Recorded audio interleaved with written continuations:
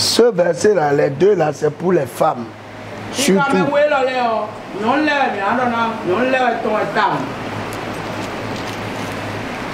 Proverbe 31, verset 10. Qui peut trouver une femme vertueuse? Elle a bien plus de valeur que les perles. Aujourd'hui, les femmes regardent à quoi? Combien de femmes réfléchissent? Une telle vertu est une vertu bon à des tombes mais là mon nom n'a les ou bon n'a blada bon n'a tiré mes zones n'a tiré. Vous voyez, quand tu fais ces choses, tu es en train, tu es concentré sur quoi? Tu es concentré sur le monde. Sur le monde. Mais la vertu, c'est les bons caractères, c'est les bons comportements. Donc la femme doit cultiver tout le temps les bons comportements. Chaque jour, il doit dire comment je vais me comporter parmi les hommes pour laisser un impact positif. C'est ça.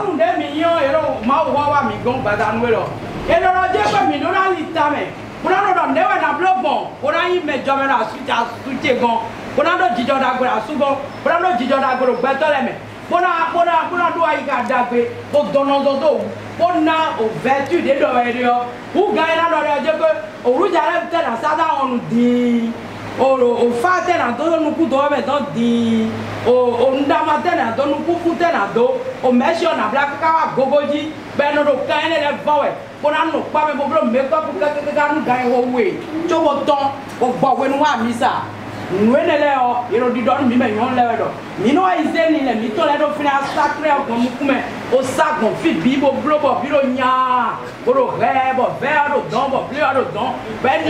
sommes là,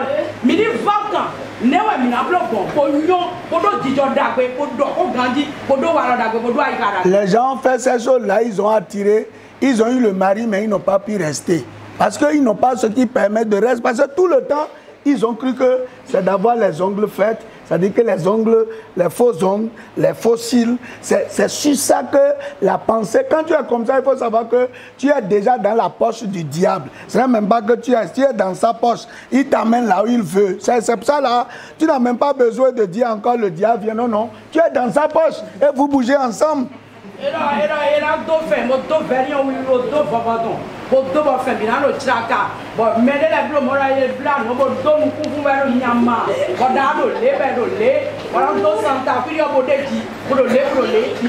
la chose dit, il faut bien te secouer quand tu passes. Il faut bien te secouer quand tu passes.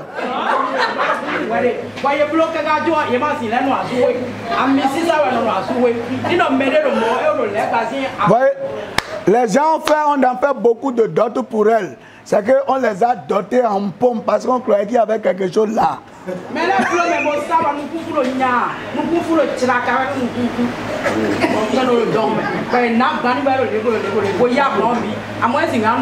Et Vedro John de financer. Amade wa ije kwegbe yo. But we na biwa yo. Et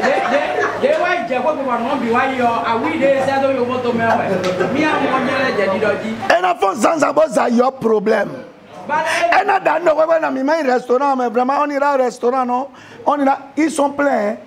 Bon, Saint-Michel, ouais, non, dans nous doit dire. Dans la situation de béton, n'a rien quoi qu'on a quoi qu'on a d'abord dans nous. Parce que nous doit quelque Saint-Michel, Ama. Mais quand dans le numéro Saint-Michel, on a un client qui est fidèle. Donc, à deux, à la tête ou tout le temps. Bon, ça, à la ligne, nous doit bémer. Ou bien moi,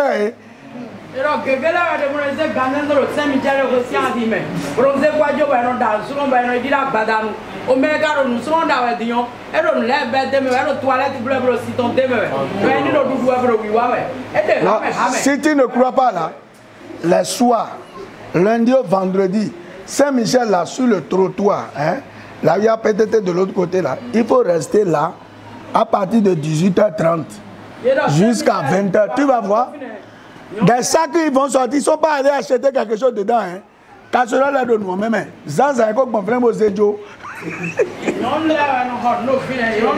La vertu c'est de savoir préparer. c'est de savoir être propre, c'est de savoir parler. Donc tu dois être concentré sur ça si tu veux réussir ton mariage. Ce n'est pas dans les make-up, ce n'est pas dans le paraître, mais c'est dans la vertu. Adam l'on grabi mais à nos fonds. C'est ça une vertu. Ama.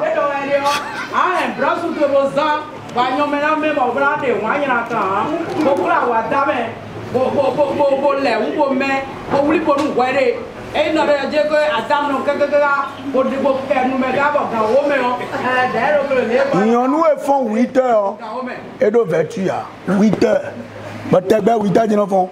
Lisez Proverbe 15 là, Proverbe 31. Verset 15. Elle se lève lorsqu'il est encore nu. Et elle donne la nourriture à sa maison. Et la tâche à ses servantes. Tous les jours, où ils vont nous faire nos zandis, à nos vertus avec. 10 h, 11 h. Mais non, nous t'y connaissons.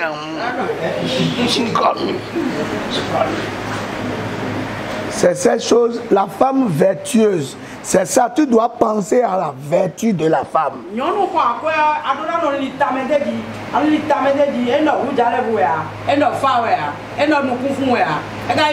Verset 25, on dit, elle veille sur ce qui se passe dans sa maison et elle ne mange pas le pain de paresse. Elle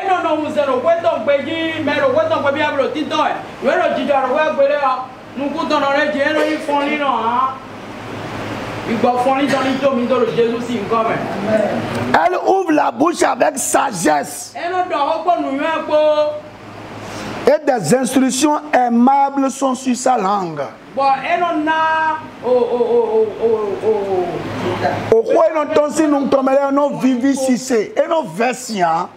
Voilà les vertus. Travailler sur la langue. Voilà les choses qui... Quand Philippiens dit que ce qui est aimable, ce qui est bon là, la femme doit venir travailler sur tous les temps sa pensée là.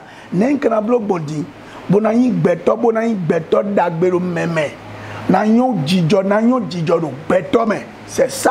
Nous devons travailler sur nos comportements. Comment je dois parler aux gens? Comment je dois faire pour avoir de bons comportements auprès de mon mari, auprès des autres? Comment je dois faire pour être une bonne femme? On dit, verset 29, plusieurs filles ont une conduite vertueuse.